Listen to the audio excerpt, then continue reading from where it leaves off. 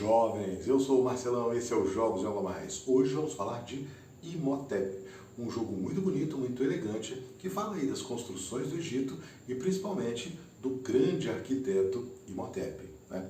No jogo, cada jogador faz o papel, né, representa o papel de Imhotep e tenta aí participar das várias construções da melhor maneira possível para tentar os pontos de vitória.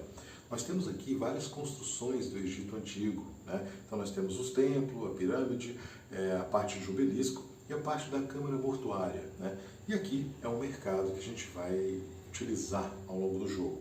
Cada jogador começa com um número de pedras já na sua reserva e tem aí muitas pedras na pedreira para você mandar buscar. Na reserva cabem apenas 5 pedras e o primeiro jogador começa com 2, o segundo com 3, o terceiro com 4. Se houvesse um quarto jogador, ele começaria com 5 pedras, né? No início do jogo, abre-se uma cartinha dessas aqui que indica quais barcos estarão disponíveis. Então aqui é um barco de tamanho 1, 2 barcos de tamanho 2 e um barco de tamanho 4. Cada barco desse possui, além do espaço das pedras, o número de pedras necessário para que ele possa navegar, né? Então, as pedras são trazidas da pedreira para a sua reserva, você embarca as pedras no barco e as pedras do barco vão se dirigir às construções que forem comandadas, né? No mercado vão ser abertas 4 cartas. E essas cartas, elas têm diferentes funções no jogo e muito estratégicas, né? As cartas de borda roxa, essas aqui, elas formam um set collection, né, que são as estátuas do Egito Antigo. Quanto mais cartas você tiver, mais pontos você vai fazer. Então todo mundo vai ficar de olho para que você não pegue tantas cartas assim, né? As cartas de fundo azul, de borda azul, elas funcionam como uma ação. Então o jogo é muito elegante porque você tem apenas poucas ações para fazer. Na verdade, na sua vez, você faz uma ação dentre 3 possíveis. Ou, se você tiver carta azul, você pode fazer uma quarta ação, que é a ação da carta, né? As cartas de fundo verde, elas vão te dar uma pontuação no final do jogo. Então, você vai guardar e vai nortear a sua estratégia para tentar pontuar mais com ela. E as cartas de fundo vermelho, né, você vai utilizar na hora. Assim que você pegar essa carta, você vai executar a ação dela, né? Como eu falei, o jogo é muito elegante, porque você tem ações simples para fazer. Na sua vez de jogar, o jogador pode embarcar uma pedra em qualquer dos barcos, né? O barco que ele vai embarcar pode ser um barco que já esteja ocupado, os barcos não têm dono, ou ele pode usar um barco novo, tranquilamente, não tem prioridade aqui. Uma outra possibilidade é você zarpar com o barco, desde que ele tenha já a quantidade. Por exemplo, esse barco aqui, ele não poderia partir, porque ele tem aqui, ele precisa de 3 pedras nele. Então o jogador vai lá e coloca mais uma pedra. Uma outra ação possível é o jogador pegar pedras da pedreira para a sua reserva. Então ele pega 3 pedras exatamente para a sua reserva. É claro que ele pode pegar menos. Esse jogador aqui está com 3 pedras. Na reserva cabem 5. Ele não pode pegar 3, ele vai pegar 2, se for o caso, né? E aí é que está o lance do jogo, de você, estrategicamente, é melhor você pegar a pedra agora, ficar sem nenhuma pedra, botar no barco. O cinza colocou no barco, já querendo lançar, enfim. Isso é a estratégia de cada um, né? Esse jogador aqui vai pegar as 3 pedras e a ação que faz a grande diferença é você navegar. Esse jogador aqui, ele pode escolher navegar o navio esses navios aqui que estão incompletos, ou esse navio completo. E por que ele navegaria? Porque às vezes ele vai colocar o navio que tem pedras do coleguinha em lugares que não são tão vantajosos, né? No começo do jogo é interessante que você consiga colocar mais pedras, mas esse jogador aqui, por exemplo, que já tem um navio pronto, ele vai navegar, vai colocar uma pedra aqui, por exemplo, para ter 2 navios, né? Esse aqui vai encher o navio dele, esse aqui vai navegar. Quando você navega, você escolhe qual lugar que vai parar, né? O templo, ele tem uma pontuação específica. Você sempre vai olhar o templo de cima e vai pontuar apenas no final da rodada, né?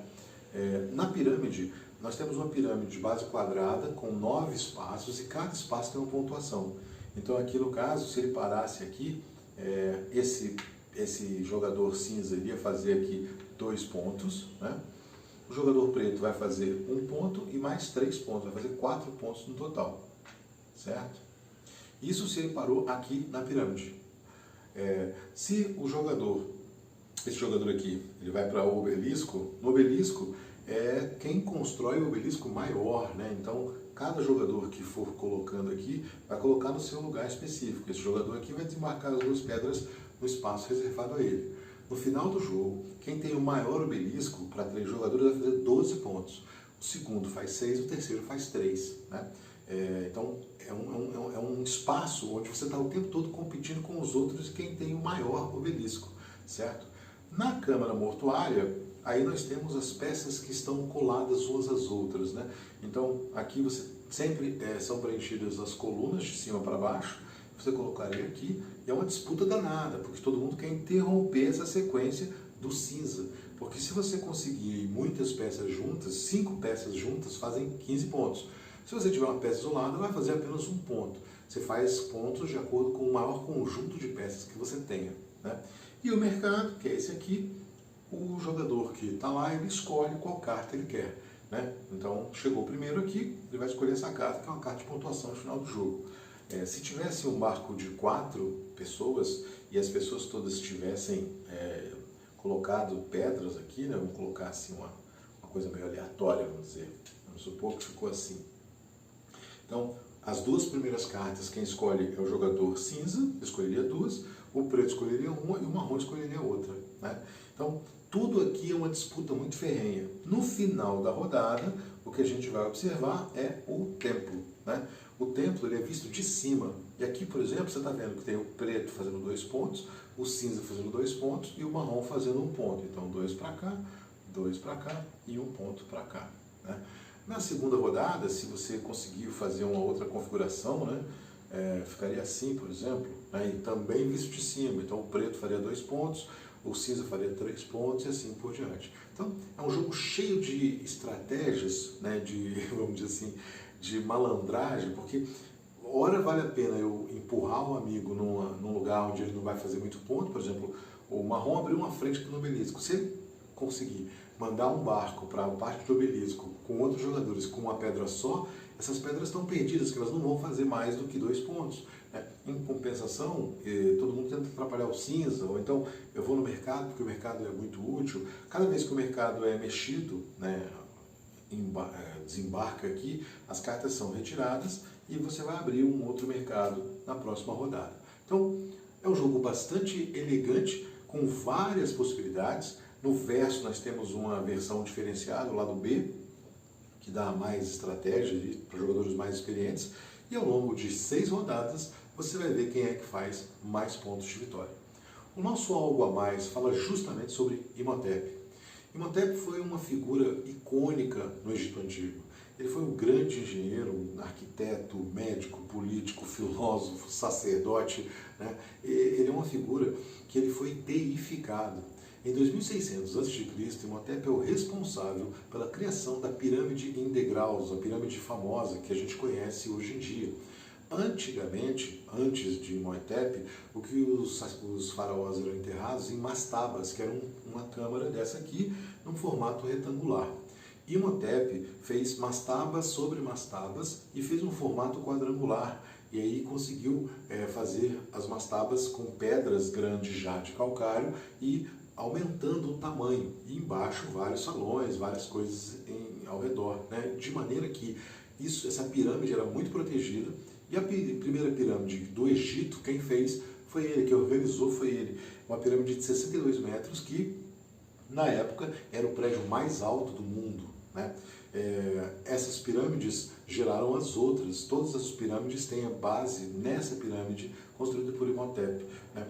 Em 525 a.C., Imhotep foi deificado, ou seja, elevado à categoria de deus, ao panteão dos deuses. Então, junto com todos os grandes deuses famosos do Egito Antigo, Imhotep alçou a essa categoria, né? Então, como se fosse um deus da medicina, uma vez que ele tem escritos dele na parte de medicina. Ele é o engenheiro responsável por essas construções, ele é o arquiteto que conseguiu projetar toda a estrutura ao redor das pirâmides, que não é só a pirâmide. Você tinha fosso, você tinha cerco, você tinha boss, você tinha toda uma estrutura para essa pirâmide existir, né? Além de, quando na sua juventude, ele foi sacerdote, né, do deus Ptah. Então ele foi considerado um filho de Ptah e por isso alçou aí ao panteão dos deuses, né? Então, esse cara tem uma relevância absurda. Na primeira pirâmide do Egito, você tem o nome dele gravado. Isso é totalmente incomum. Os faraós têm suas pirâmides e cada pirâmide de um faraó e tudo mais. E ter o nome de um engenheiro, de um arquiteto, não é comum, do construtor. Então, uma figura extremamente importante no Egito Antigo e que, para a nossa ocidentalidade, vamos dizer assim, ficou restrito ao filme da Múmia, né? Se você gostou do vídeo, gostou da história, dê o seu joinha, compartilhe com amigos, se inscreva no canal. Amanhã, às 23 horas, nós teremos a nossa tradicional live, onde eu vou mostrar alguns detalhes das cartinhas, né, que não dá para ver aqui, e algumas coisinhas do lado B, né, das construções que fazem o jogo ficar muitíssimo mais tenso e estratégico, né? Sugestões e comentários são sempre bem-vindos. Até a próxima.